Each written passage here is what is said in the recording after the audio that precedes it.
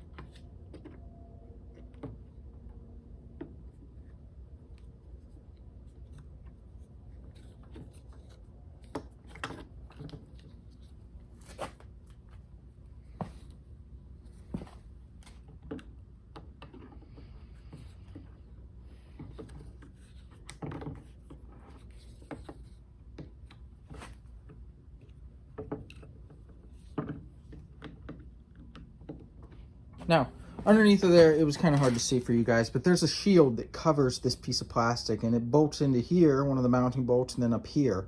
The problem is that it was so caked with mud, this one was, the old one, that I couldn't really see anything.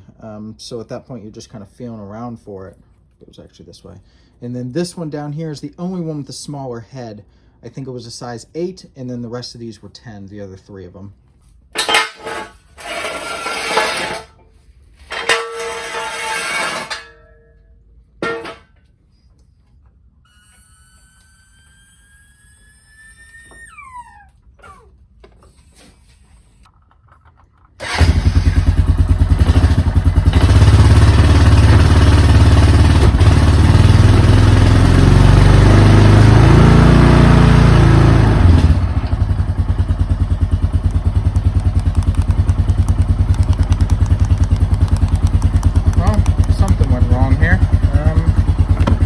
Maybe it just needs to pop into gear. Go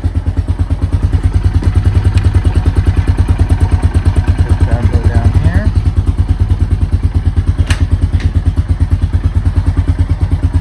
And we'll go on a drive real quick. Okay, so I figured out why it wasn't shifting, and it's because of this sensor right here. As you can see, it's kind of bent, so it wasn't lined up perfectly, and I cinched it down. So it wasn't able to fully shift. So I threw the old one back on, kind of as a test, and it worked when I shifted into first gear. So now what I'm gonna do is, go ahead and take it for a ride and test her out. She should start right up. Pop her up. There it is. And it goes down. gonna go ahead and take it for a ride so we can test it.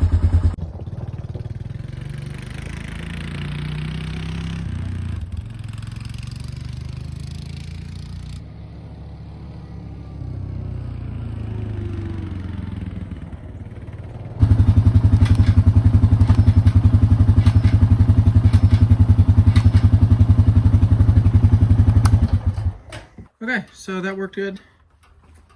So now that I know that is fixed, I might send back this other one in the mail, or I might just keep it. I'm not quite sure. I'll have to see how much money it was.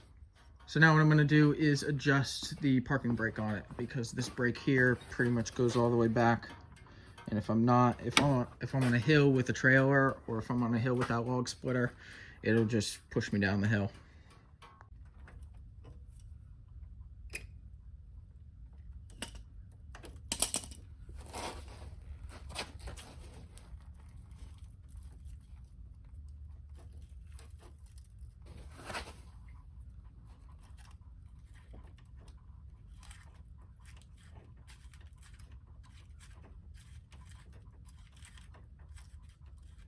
Okay, got those all adjusted, and for right now, this four-wheeler is good to go. So it's a little bit tighter, and it was squeezing hard to get it way back into there, which is good.